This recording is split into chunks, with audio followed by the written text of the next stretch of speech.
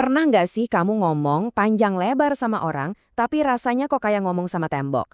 Pesennya nggak nyampe sama sekali. Nah, kali ini kita bakal bedah tuntas cara ampuh buat ngatasin itu, semua berdasarkan karya keren dari Shelley Rose Charvet. Oke, kita mulai dari sebuah skenario yang jujur aja pasti banyak dari kita pernah alamin di kantor. Skenario yang bikin frustrasi banget. Kenalin, ini Cheryl. Dia seorang profesional yang lagi di titik terendah karirnya.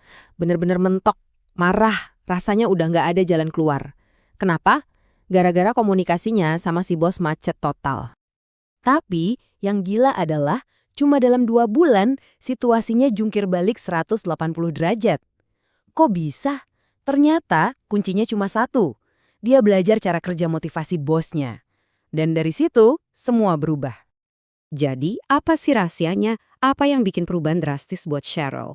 Jawabannya ada di sebuah prinsip yang kedengarannya simple, tapi dalam banget.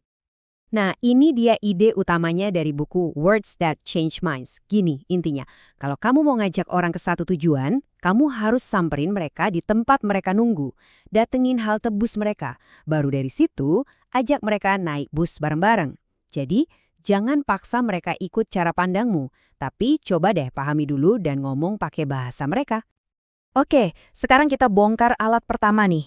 Dari 2 alat super ampuh buat nemuin di mana halte bus orang lain. Alat yang pertama ini semuanya soal pemicu. Apa sih yang bikin seseorang itu klik dan mau bergerak? Namanya pola arah. Pertanyaannya simple. Orang ini tuh termotivasi karena mau mengejar sesuatu yang positif, kayak ngejar wortel, atau karena mau menghindari sesuatu yang negatif, kayak lari dari tongkat hukuman. Dan lihat deh datanya, ini yang menarik banget. Ternyata di dunia kerja, populasinya tuh kebagi hampir rata, 40-40.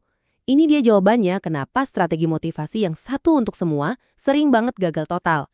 Ya iyalah, orangnya beda-beda kok. Oke, jadi intinya gini. Kalau kamu berhadapan sama orang tipe menuju, bahasa yang kamu pakai harus fokus ke pencapaian, ketujuan, kemanfaatan. Pakai kata-kata yang bikin mereka semangat buat dapetin sesuatu. Kayak mencapai, memperoleh, ini loh benefitnya buat kamu. Nah, kebalikannya nih buat orang tipe menjauh dari. Kalau sama mereka, kamu justru harus ngomongin soal cara menghindari masalah. Fokusnya ke solusi, pencegahan, apa aja yang bisa diberesin. Gunakan kata-kata kayak mencegah, menghilangkan, atau biar nggak perlu lagi berurusan sama. Mereka bakal lebih ngeh.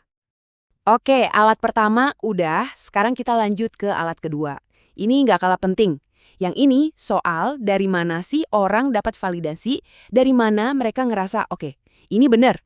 Coba deh, aku tanya kamu, gimana caranya kamu tahu kalau hasil kerjaanmu itu bagus?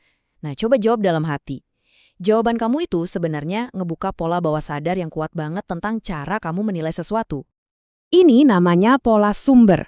Simpelnya, ini buat bedain apakah keyakinan kamu itu datang dari dalam, dari standar dan perasaan pribadi, atau butuh bukti dari luar, kayak data, hasil nyata, atau omongan orang lain.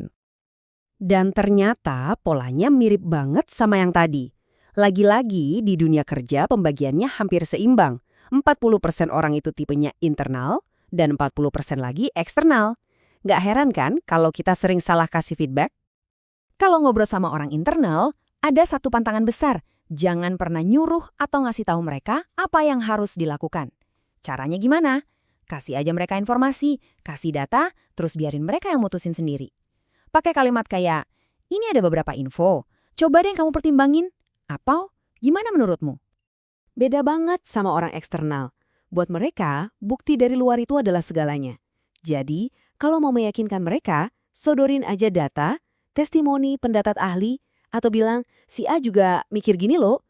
Kata-kata kayak gitu punya kekuatan super buat mereka.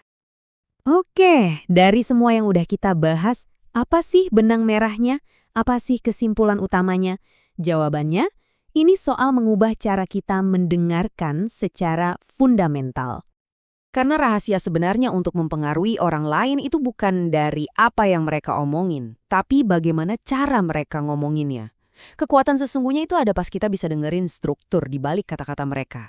Kita bisa nangkep pola motivasi bawah sadar mereka. Jadi, tantangannya sekarang buat kamu, di obrolan berikutnya coba deh dengerin, perhatiin, orang ini lagi ngomongin tujuan atau masalah. Dia ngandelin perasaan internalnya atau butuh bukti dari luar. Kalau kamu udah bisa nangkep pola-pola ini, selamat, kamu udah selangkah lebih deket buat nemuin halte bus mereka.